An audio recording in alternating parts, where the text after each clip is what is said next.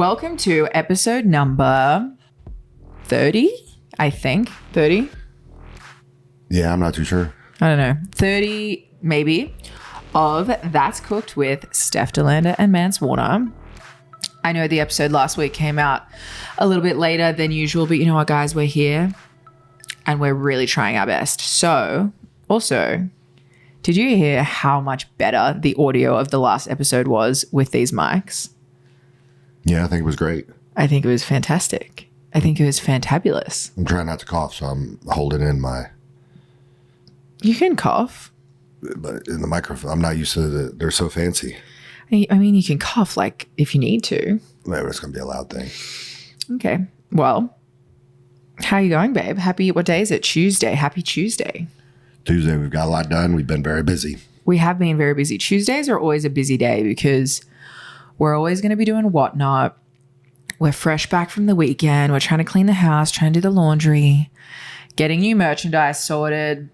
Going to try to do a podcast, do an unboxing. I had to do some OnlyFans stuff. Tuesdays are always like a real busy day in our household. Wouldn't you agree? 100%. Monday is busy. Tuesday is busy. Wednesday is busy. Thursday is busy. Every day is busy. Yeah, we don't stop. No. But I like it like that. That's the way I like it. So this episode, we don't usually have a structure. I mean, the last couple of weeks we've decided to start structuring the shows, but today there's no structure because I made a big announcement this past week at Victory Road, TNA, that I am having neck surgery. So I wanted to use this episode as a way to kind of deep dive into my injury, answer some questions that people have, discuss previous injuries. You know, Mance can chime in with injuries that he's had. And I guess this will just kind of be like an injury special. But yeah, I was thinking about it. And obviously, you know, I very publicly put out there that I need this surgery and I have this injury. And it was nice to do that on my own terms. And then I was thinking like, okay, well, a lot of people have follow-up questions. How do I answer all of that? And then I was like, well, we have our own podcast. Did you post that? Did I post what? Like to tell them that?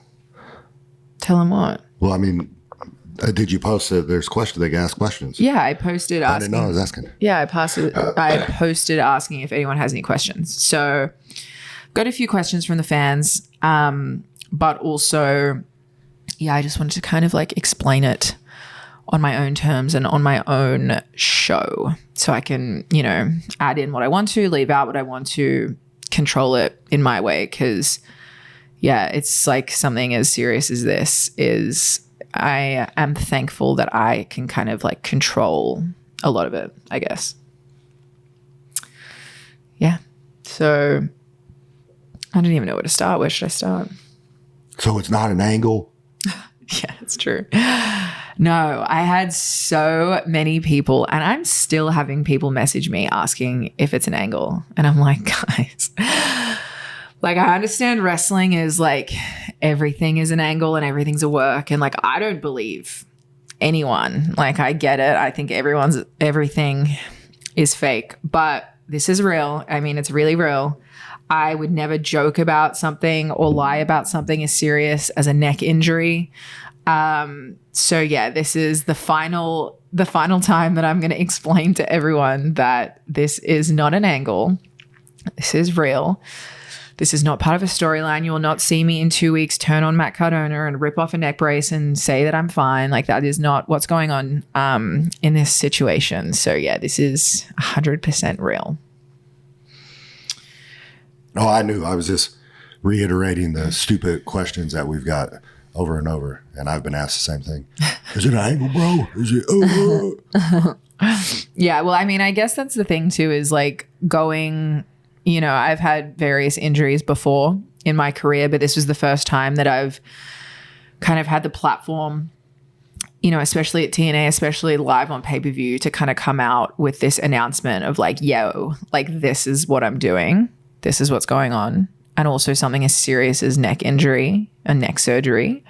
So I understand why everyone has a million billion questions, and I'm trying to be like patient with that because obviously it's coming from everyone's, you know, everyone has their best, everyone's best interests, and everyone has good intentions, and everyone's just worried about me and wants to make sure that I'm okay. So yeah, I want to reiterate that I'm okay. It's not career ending. I've had that too. People, when you hear neck surgery, you think of people like Edge, Saraya, Kurt Angle, Steve Austin, like people that have had really, really serious neck injuries. And for some people, it's been career ending. But for the couple of people that it has been career ending, which by the way, almost all of them have wrestled again since, there are countless wrestlers out there that have had neck injuries and neck surgeries that have gone on to wrestle for another 20 years and had really, really successful careers. So yeah, I just kind of wanted to explain that part of it too, is that it's not career ending. It's not a super drastic situation. I mean, obviously any sort of neck surgery needs to be taken, super seriously, and I am taking it super seriously, but thankfully I'm not at a situation where we're looking at do I stop wrestling? That's not what this is. This is doing this procedure now so I can heal up, get back to 100%, and continue to have a really long, successful career. Got anything to add at the moment? No, I'm just being kind of quiet about it because it's how do I explain it? We're in pro wrestling, so if something happens to her, people ask me everything. And in this business, anything that is said, it's not my injury. So to me, I'm not going to say certain things that someone will then Mance Warner's statement on. So this is more of you. I'm laying out it's you're dealing with it. I'm here with you. Yeah. But I'm not going to jump in and say, yeah. Let me check, because I tweeted asking if people had questions, and I know there was a couple of people that had actually some good questions. So let me see. Oh, can I add what I've been telling people on the road? Sure. Because Steph did it the polite way. My take on it is we're in pro wrestling, and a lot of people mean well, but a lot of people like to just gather information, and it's like you're sitting at a high school lunch table and there's no banana pudding that day. So everyone's just looking around, seeing what kind of gossip they could get. So for me, every time I get asked something, I will forward this to the PR department of our household, and we will get back to you in 3 to 5 business days. Is that a nice way to put it? Yeah. 3 to 5 business days. Yeah. No, speak to our representatives.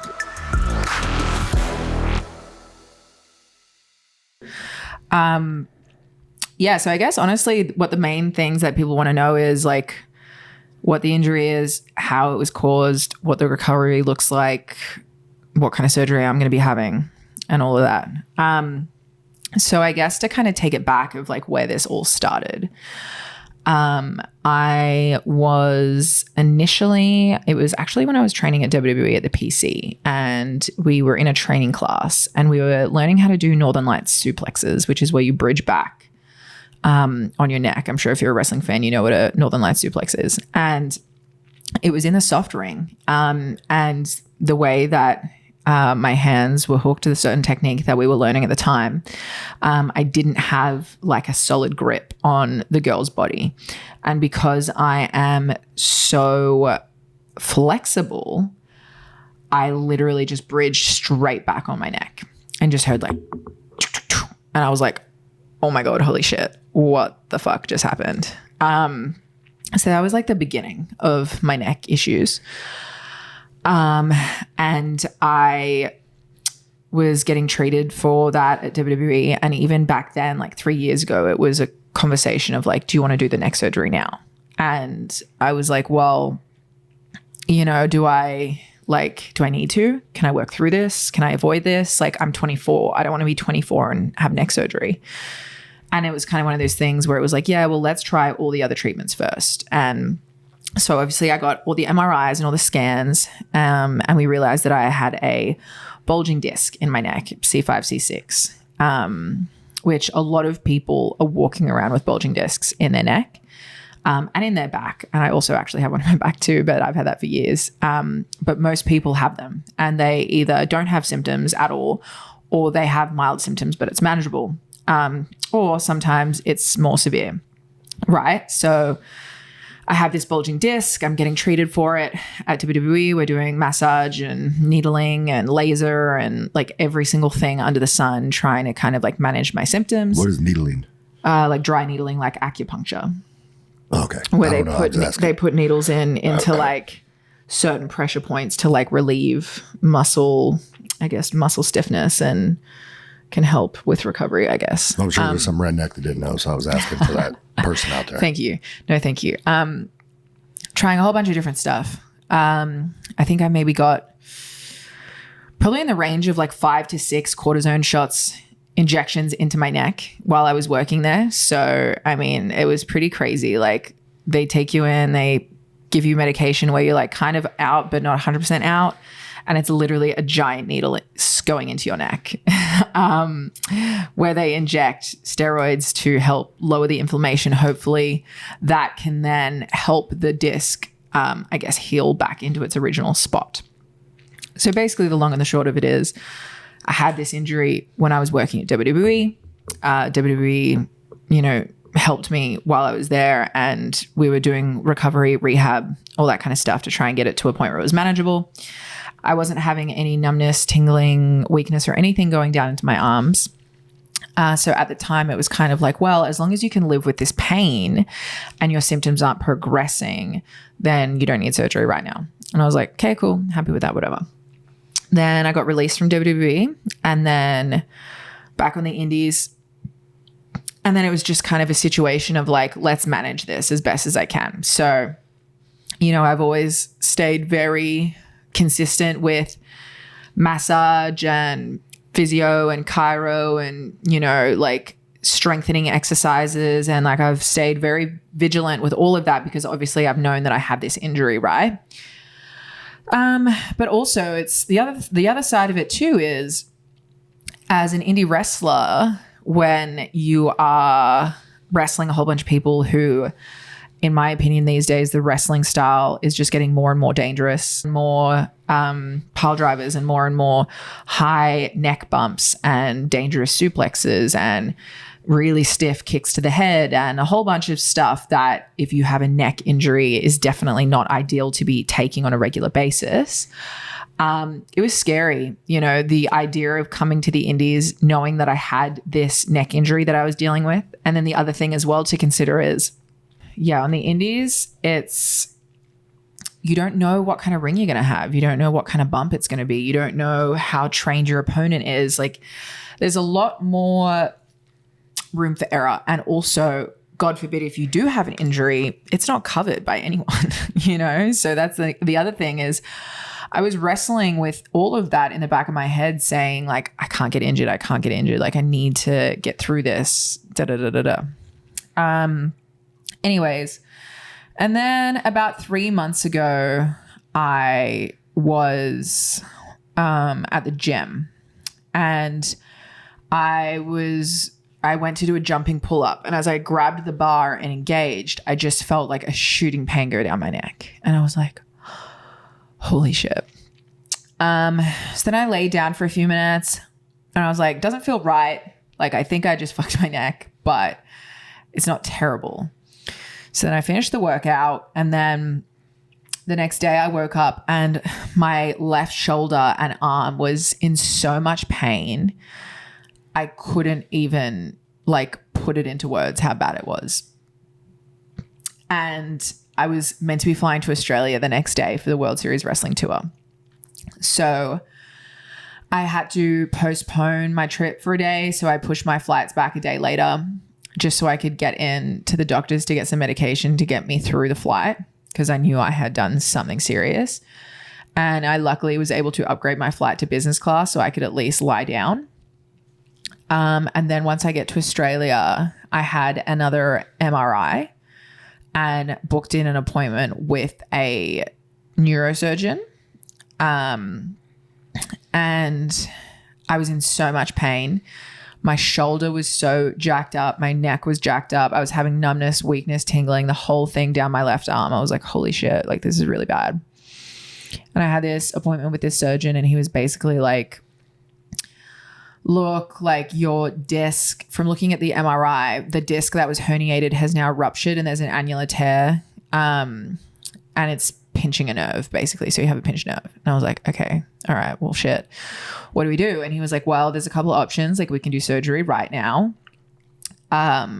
Or we can wait 3 months and, you know, something like 80% of disc injuries heal themselves within 3 months. So hopefully, as long as you start improving, your strength comes back, the numbness and tingling and weakness goes away. Like once everything settles down, hopefully you'll be okay. Then you won't need surgery. And I was like, okay, well, again, I'm going to want to try to avoid neck surgery. So let's do that. So that's why I didn't wrestle on the World Series Wrestling Tour. That's why I haven't wrestled for the last 3 months. I came home and was doing all my rehab and everything, and the numbness and tingling went away. I mean, when I first did it, the pain was so bad, I didn't sleep for more than an hour for the first like 3 weeks. Like I legitimately could not sleep. And it didn't matter how many painkillers and muscle relaxers and whatever else I tried to take, that nerve pain was so unlike anything else. I couldn't even put it into words. Like I was convinced that something was wrong with my shoulder because of how much it hurt. But it was just all the nerves that were going through there. So anyways, I was doing my rehab. My strength was starting to come back, but still wasn't 100%. The numbness and the tingling had gone away. Everything was kind of on the upwards trajectory. It was looking like I was going to be able to return to the ring and have a match soon. And it looked like I had avoided surgery. And then I got another second MRI like 10 weeks after the first one. And I had a follow-up consultation with my surgeon. And I honestly, like in my head, I thought he was going to clear me to wrestle because, you know, it was like from the last conversation we had, it was like, as long as everything's improving, like it should be fine. But, you know, I still didn't have full strength back. You know, certain muscles in my shoulder and my lat haven't been engaging. So there is some sort of issue going on there. And if you leave this stuff untreated, that can lead to permanent nerve damage and, you know, permanent muscle loss and atrophy and all that kind of stuff. So anyways, speaking to this surgeon again, who's a surgeon in Australia, he was basically like, look, we can either do the surgery and get it taken care of and, you know, you'll be out of the ring for 6 months, you know, at least. But once we have this surgery done, you know, you'll be a lot more stable, a lot more secure. You'll be able to go on and have a long and healthy career, right? Or we wait, you go back to wrestling, and then we're risking like a catastrophic neck injury that could result in paralysis. So the choice is yours. And to me, like when that's the option put in front of you, it's a no-brainer. You know what I mean? What am I going to do? Get in the ring? And like, it just felt so reckless.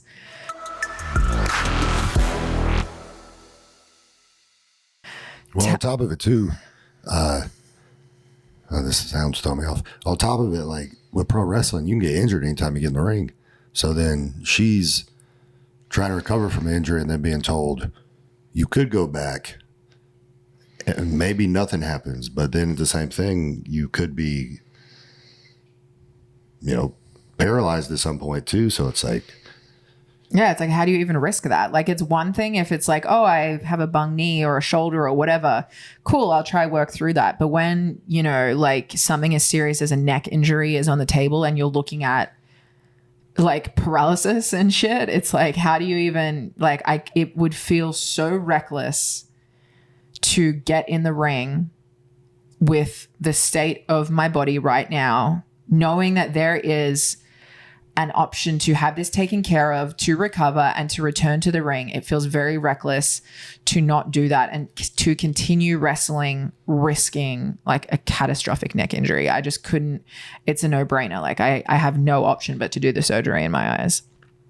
But yeah, so that's kind of where we're at, is it's like, I need to make the smart decision for like my career and my health.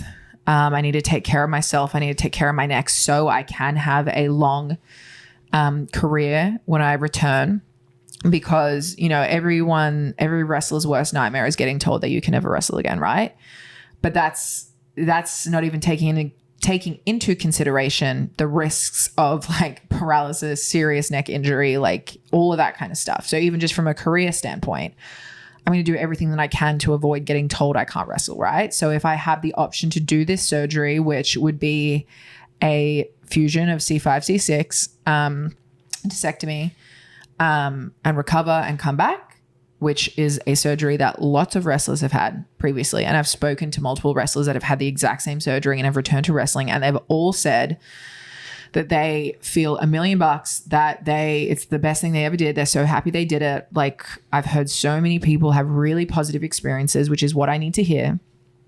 Yeah, it's like, I'm going to do this while I can and while it makes sense. It feels very, very reckless when I want to have a long career to risk a really serious neck injury. So that's kind of where I'm at. That's the answer for everyone. It's, it's going to be a fusion of a C5, C6. Is it career ending? Absolutely not. How long am I going to be out? Probably 6+ months, maybe a little bit longer. And that's just the way it is. I think that's kind of like all the questions that everyone had. Let me just double check. Will I be filming my recovery and doing vlogs? I don't know, probably. Well, we do this every week, and then we do, whatnot and all that business, social media. You're going to be seeing everything. Yeah. But that's another thing too, is like, that's why I chose to so publicly announce what was going on, because I didn't want to have to hide any parts of my life. If I'm going to be in a neck brace for 8 weeks, 10 weeks, 12 weeks, what am I going to do? Never post? I wanted, it's insane. I wanted to be honest. I wanted to be transparent with you guys. I feel like you guys deserve that, and I wanted to give that back to you guys. So yeah, that's kind of the long of the short of it. If we cut out, we cut out. That's the update on my neck situation. Yeah. I'm just going to keep rolling and see if this 0 minutes thing cuts us off or if we're going to be okay. When an independent wrestler gets injured, how would you recommend they supplement their income? That's a really great question, and I really hope we don't get cut off, because I want to break it down. When an independent wrestler gets injured, how would you recommend they supplement their income? Well, I would recommend that every independent wrestler, injured or not, should keep in mind that what we are doing is a very physical sport, and at any point in time, you can be hit with a serious injury that could be career ending, or at the very least, should we finish the audio? Yeah, let's finish the audio. Yeah. Guys, the video is dead, but the audio is alive. No space on the memory card. None. Anyways, what I was saying is, for wrestlers any wrestler really, you have to know. Fuck, I wish I had the video for this, because this would be such a good reel. Anyways, it doesn't matter. Put a different one in. No, it's fine. You have to know that this shit ain't forever. And in a perfect world, everyone has a very long and healthy career and gets to retire on their own terms. But the reality is, for some people, that is not the case. And whether you get taken out for good, whether you get taken out for a short period of time due to an injury, you need to have things in place that can supplement your income if the worst happens, right? Whether that is merch, whether that is something like OnlyFans or Patreon, whether that is something like Whatnot, whether that is creating content online that to a point that you can get paid to create content, whether that is, if you don't do any of those things, if you don't have the opportunity to do any of those things, the reality is you might need to have a shoot job on the side. Like, there are, in 2024, there's so many ways to generate income that the power really is in your hands, and you need to take control of that and not wait until something bad happens to you for you to think about that. Because I've known that for years. I knew that when I first had shoulder surgery like 6 years ago. The reality hit me of like, oh wow, I can't rely on my entire existence being what I do in the ring, because if you get taken out, what happens next? So there's a reason that I put so much emphasis on promos and character work, and I've created value in myself on a wrestling show that doesn't revolve around my in-ring work. So if something like this did happen, I'm still valuable. I'm still a part of the story. People are still going to buy tickets to see me whether I wrestle or not.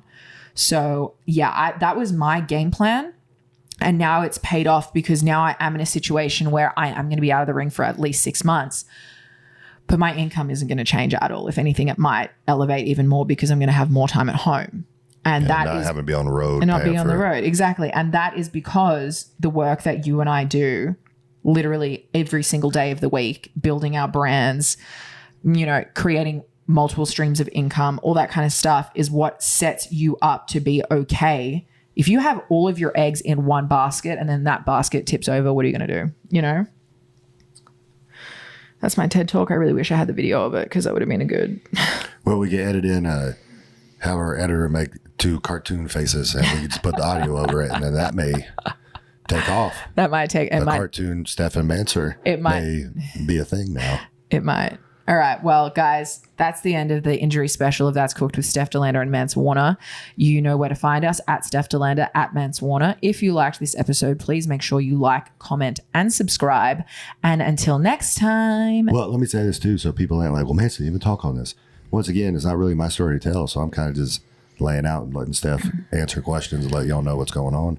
And then in the recovery process, y'all get little videos and pictures of me cooking and bringing a warm blanket and soup and maybe a twisted tea to my wife over here. Thanks, babe. I love you. I love you. Yeah, that's just the way it is, little darling. We'll be riding on those horses. Yeah. All right, guys. Thank you so much. We love you. Love you. Goodbye. Goodbye.